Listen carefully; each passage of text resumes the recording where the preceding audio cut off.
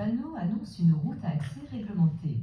À 100 mètres, les trois voies se séparent et la voie du milieu devient une voie réservée aux bus. Ce panneau signale un virage dangereux à gauche à environ 150 mètres puisque je circule hors agglomération. Réponse A, B et D. Il faut avoir les trois pour que ce soit une bonne Dans réponse. cette montée, le croisement avec ce véhicule est impossible. C'est à moi de reculer face à l'autocar. Attention cependant aux usagers arrivant derrière moi. Réponse A. Ce panneau annonce un risque de chute de pierre ou la présence sur la route de pierres tombées. Hors agglomération, un panneau de danger est implanté environ 150 mètres avant ce qu'il annonce. Le panonceau placé dessous avec ses deux flèches indique que le danger s'étend sur une distance de 2000 mètres. Réponse B. Ce panneau signale un passage pour piétons. Un endroit fréquenté par les enfants serait signalé par ce panneau. Ce panneau et panonceau indiquent une voie réservée aux bus. Ce panneau indique une surélévation de la chaussée. Réponse A, C et D. Cette signalisation annonce une priorité à droite à environ 150 mètres. Je cède le passage aux usagers venant de la droite, puis avant de tourner, je cède le passage aux usagers venant d'en face puisque je vais traverser leur voie de circulation. Réponse A et B. Ça va pas trop vite, ça va? Ça va. L'automobiliste et le motard abordent une intersection sans signalisation. C'est la règle de la priorité à droite qui s'applique. Cependant, l'automobiliste doit anticiper sur sa gauche avant de s'engager. Ainsi, il va détecter le motard dont l'allure est totalement inadaptée. En anticipant, il a évité un très grave accident. Réponse A et C. Ce panneau, priorité ponctuelle, indique que je bénéficie de la priorité de passage uniquement à la prochaine intersection. Les véhicules venant de la gauche ou de la droite doivent me céder le passage puisqu'ils rencontrent un stop ou un céder le passage. Pour tourner à gauche, je cède le passage uniquement aux véhicules venant en sens inverse puisque je vais traverser leur voie de circulation. Réponse B et D. Une balise d'intersection comporte un anneau rouge rétro-réfléchissant. Les balises de virage sont totalement blanches avec un anneau blanc rétro-réfléchissant. Cependant, sur les routes fréquemment enneigées, les balises de virage ont le sommet rouge, de manière à pouvoir les détecter sur un paysage enneigé. Une priorité à droite est signalée par ce panneau. Réponse B et C. Ce panneau annonce une succession de virages à environ 150 mètres puisque je circule hors agglomération. Le premier virage tourne à gauche, en revanche le sens des virages suivants n'est pas indiqué. Le panonceau implanté dessous précise que cette succession de virages s'étend ensuite sur une distance de 4 km. Réponse B et D. Ce panneau de danger signale un débouché sur un quai ou une berge.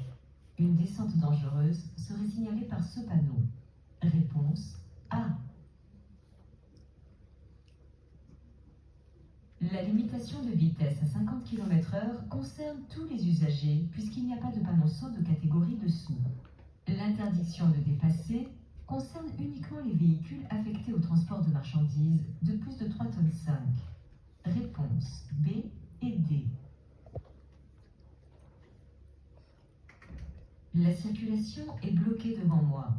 Si je m'engage, je vais devoir m'arrêter au niveau de l'intersection et du passage pour piétons. J'attends donc en retrait à l'endroit où je me trouve en attendant que la circulation se fluidifie. Réponse B.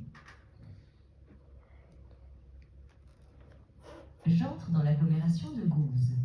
Ce panneau signale que je circule sur une route à caractère prioritaire. Sauf indication contraire, je bénéficie de la priorité de passage uniquement sur cet axe. Réponse B. Ce panneau signale l'entrée d'une zone 30. Cela signifie que la vitesse est limitée à 30 km/h si je continue tout droit, mais également dans les rues à droite et à gauche jusqu'au panneau de sortie de zone. Réponse A et C. Lorsque deux conducteurs abordent une intersection sans signalisation de priorité, c'est la règle de la priorité à droite qui s'applique. Cet automobiliste doit donc céder le passage sur sa droite, mais pas sur sa gauche, sauf cas de danger. Réponse B. Un virage peut être signalé par ce type de balise. Une intersection est signalée par cette balise. Une priorité à droite est annoncée par ce panneau. Cette balise matérialise la présence d'un obstacle proche de la chaussée. Réponse D. Plus la vitesse augmente, plus j'augmente la violence de choc en cas d'accident et la distance d'arrêt. Avec l'augmentation de la vitesse, le champ de vision diminue. Le temps de réaction, lui, varie en fonction de l'état du conducteur, de son état de fatigue, de sa consommation d'alcool, de stupéfiants, etc. Réponse B et D. La voie de droite est réservée aux bus. Je suis bien placé pour aller tout droit et pour tourner à droite. En tournant à droite, je dois céder le passage aux usagers circulant dans la voie de droite et aux piétons qui peuvent traverser la rue que j'aborde à droite.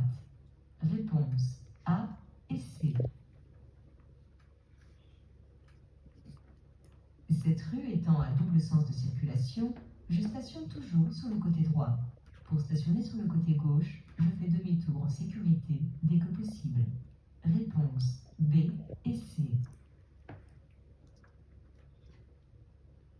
Ce conducteur freine, probablement en raison de la présence de personnel de chantier sur le côté gauche de la chaussée.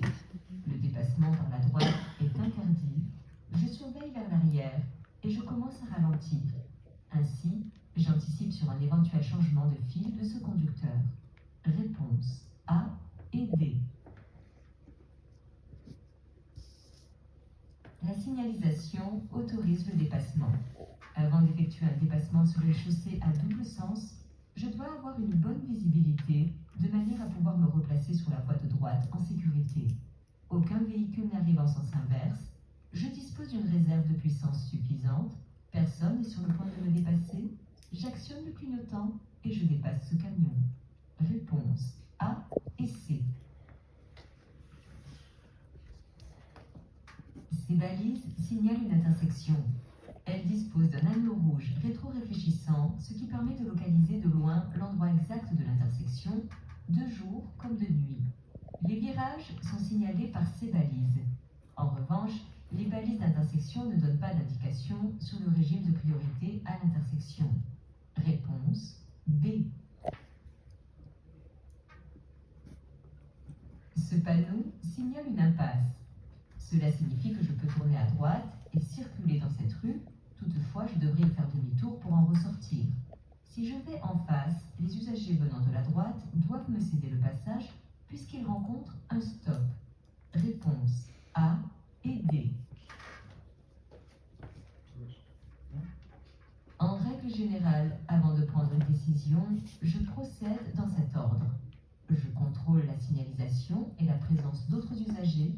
Je signale mes intentions à l'aide des clignotants, évidemment, mais aussi en me plaçant correctement. Puis, après avoir de nouveau contrôlé la présence d'autres usagers, j'agis. Réponse B. Piéton situé en entrée de carrefour à sens giratoire. L'automobiliste qui aborde un carrefour à sens giratoire risque de porter son attention principalement sur sa gauche en abordant le carrefour, car il doit céder le passage aux usagers circulant sur l'anneau. Avant de s'engager, le piéton doit s'assurer que l'automobiliste a bien détecté sa présence.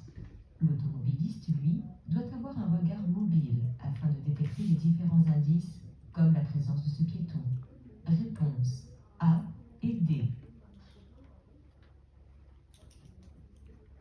Lorsqu'une voie de stockage est aménagée pour tourner à gauche, je l'emprunte dès le début, de manière à ne pas gêner les usagers qui continuent tout droit.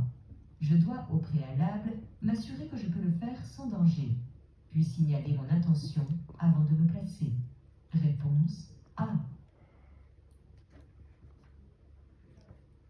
Lorsque pour deux véhicules de la même catégorie le croisement est difficile, le véhicule qui descend doit s'arrêter le premier.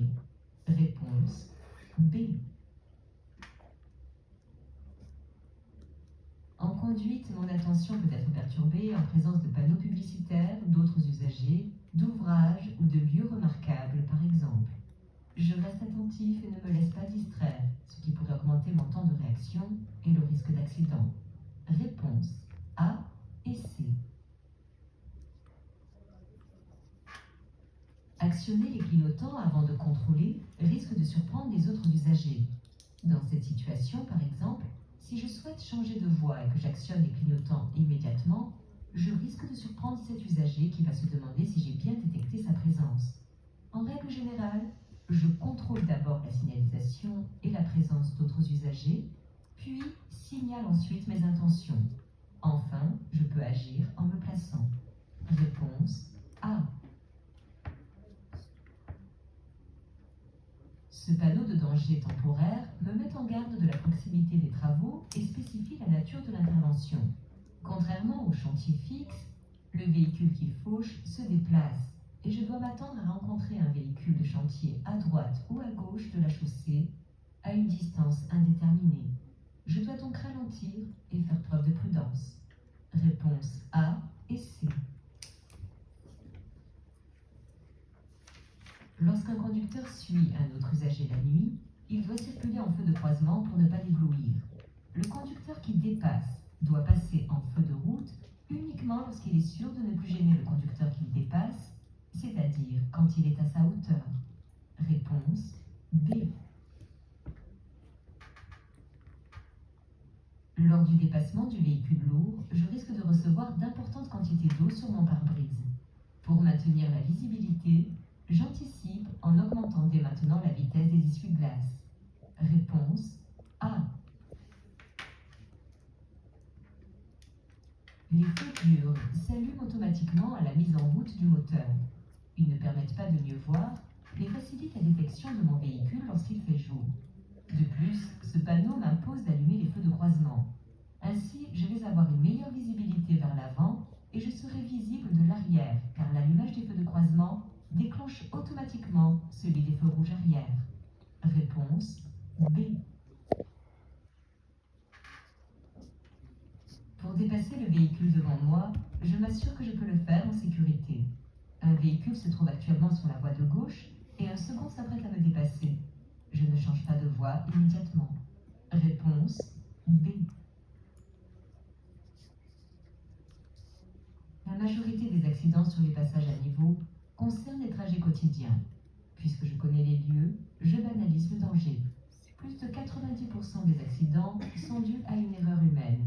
Non-respect de la signalisation, traversée pendant la fermeture des barrières, passage entre les barrières, vitesse non adaptée ne permettant pas de s'arrêter à temps, etc.